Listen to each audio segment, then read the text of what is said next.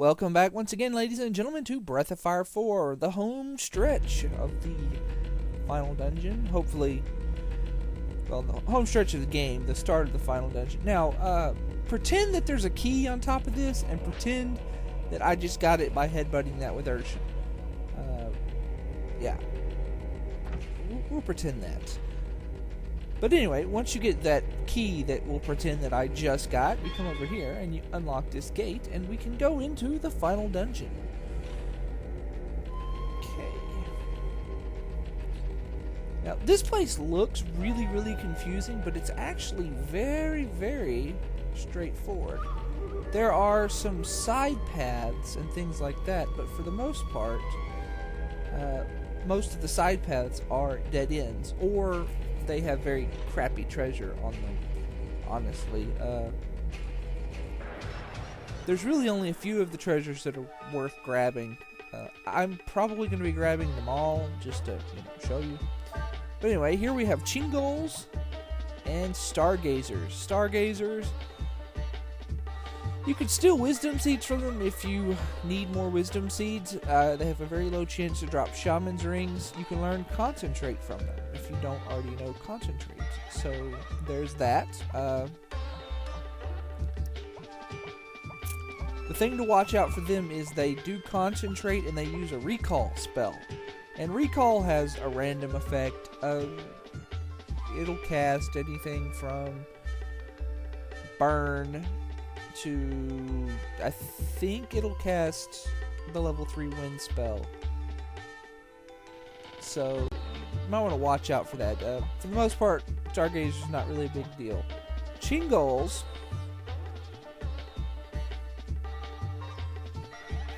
are the enemies that teach you Shadow Walk, so you gotta watch out for them, because they do use Shadow Walk on you, and it sucks.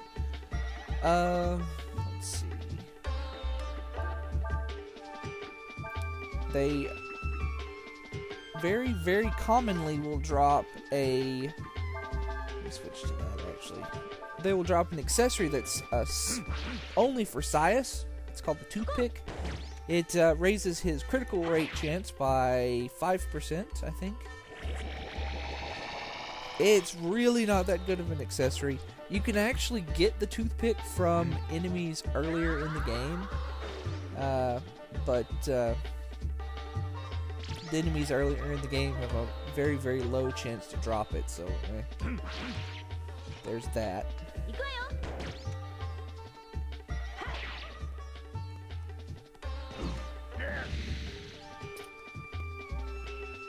See, for the most part, recall is not very much to worry about. Chingolls and Stargazers do not have too much HP. They have about, yeah, see, I want a toothpick. You're going to get a lot of toothpicks going through this place.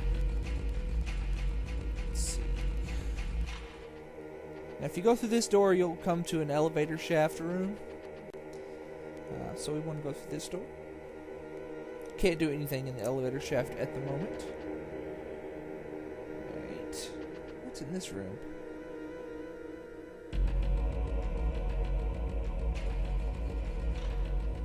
Oh.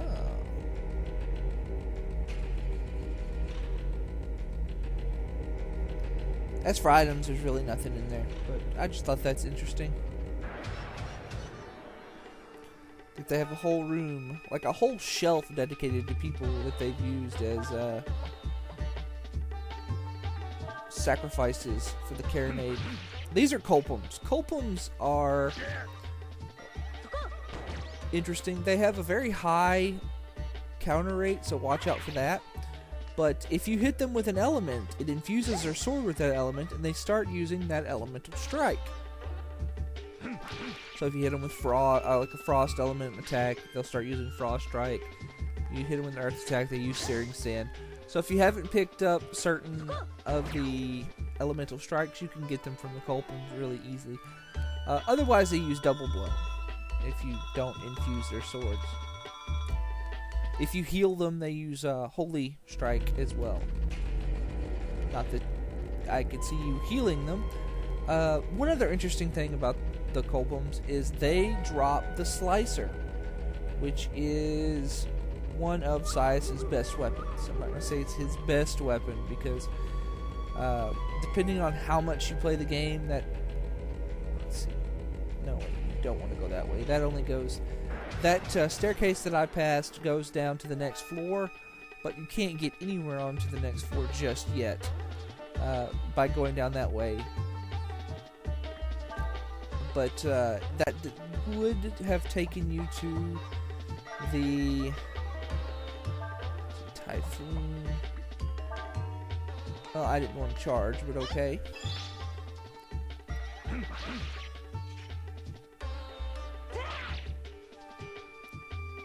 Oh, crap. Oh, hey, cool, it missed. Is his disembowel going to miss too? Yes, it did. Awesome.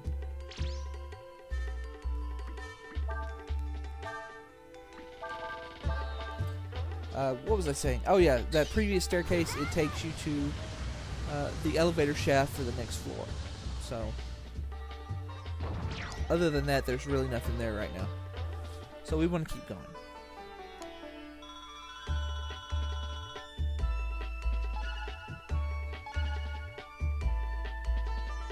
Oh yes, I switched Cray around. I actually put him on Geosil as well. Because I figured, you know what? Cray's biggest problem is he really doesn't have enough AP to use any of the awesome moves. So let's fix that. See if we can't fix that before the end of the battle.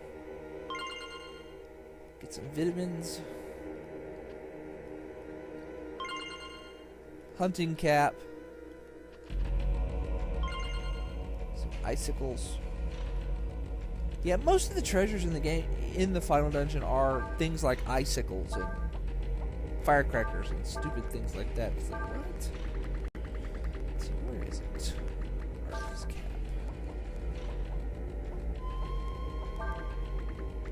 Artist cap.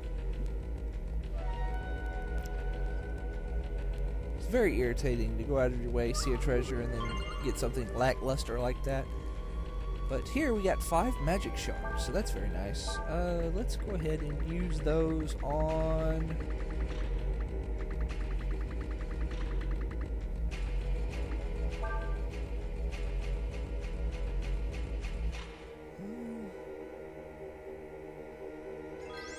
Might as well just use them on Ryu. Even though I said he's got plenty of AP, he's still pretty much the go-to guy for needs more AP.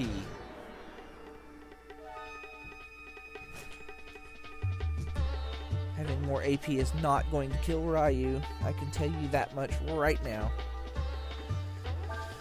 Let's see. Coals.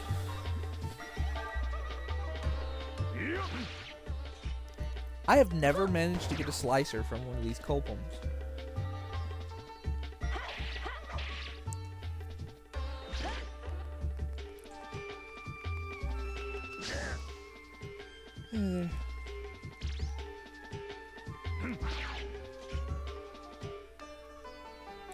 Maybe I'll get lucky today. And, no, didn't get lucky today. Oh. Makes me so sad. Anyway, let's keep going.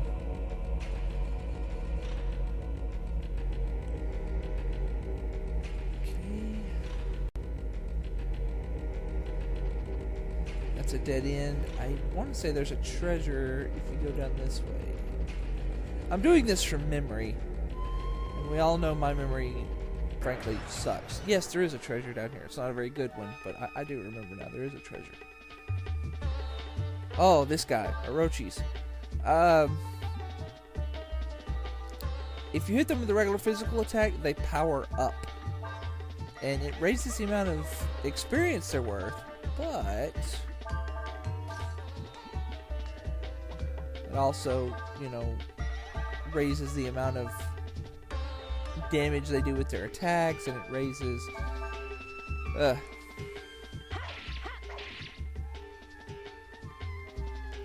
They have like a healing factor, and it raises the power of that. It's one of those situations where you can, you know, make the monster unkillable.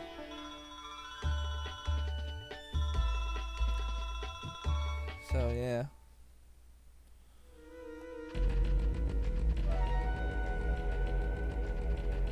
I don't typically mess around with them. I might attack them once to get a little extra experience from them, and then, you know, we'll kill them. If you get lucky, you can actually win a ivory bangle from them. So that might be something to keep an eye out for.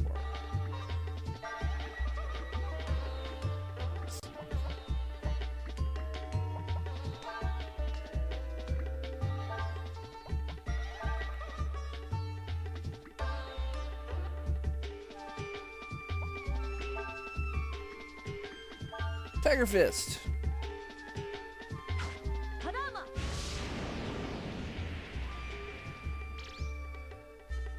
Tiger Fist is a pretty good ability. It hits everybody on the screen. It has a pretty high chance of missing, but it still is a decent ability to use against, you know, larger groups of enemies. Especially for someone like Sias, who has a decent amount of AP, but, you know, doesn't have a whole lot of options physically for hitting multiple targets.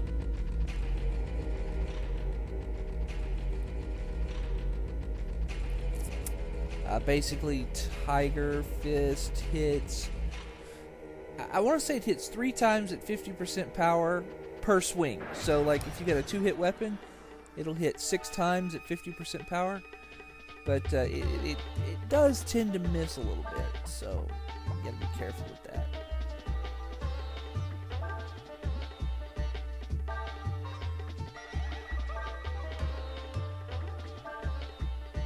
You guys, I just, screw you guys. Basically.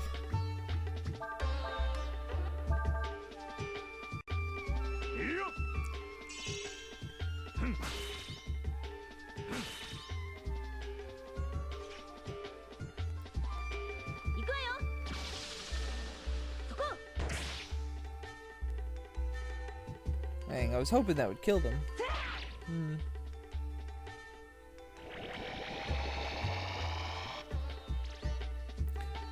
Don't worry about your AP too much, by the way, in this first area. Especially if you have some wisdom seeds. I have plenty of wisdom seeds to get me through the game.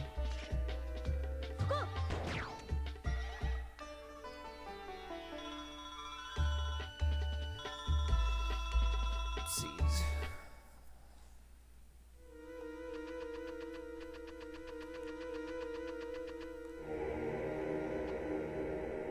There is a boss up ahead, but it's pretty obvious when you're gonna be fighting them, so, you know,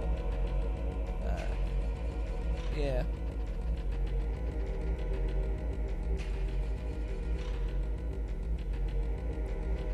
That bag right there has firecrackers. I'm gonna point that out right now, because I'm not gonna be getting that bag.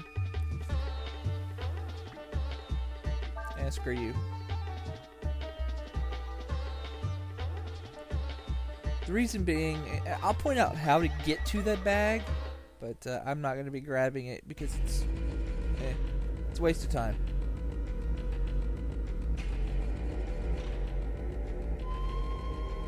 Okay.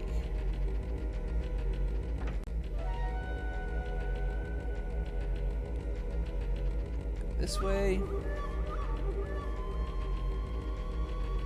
Grab this chest, has a fire ward in it. Like I said, not very good treasures for the most part. There's a few exceptions, but most of the treasures in the final dungeon suck. They suck. Which really, really sucks because, you know, you play a RPG, and for the most... Name one other RPG where all the treasures in the final dungeon suck. You can't, can you? Because... They save all the best treasures for the final dungeon and every other RPG.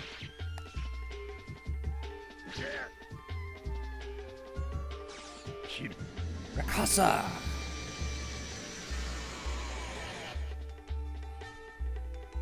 I don't know. That might be the first time you've ever seen Rakasa.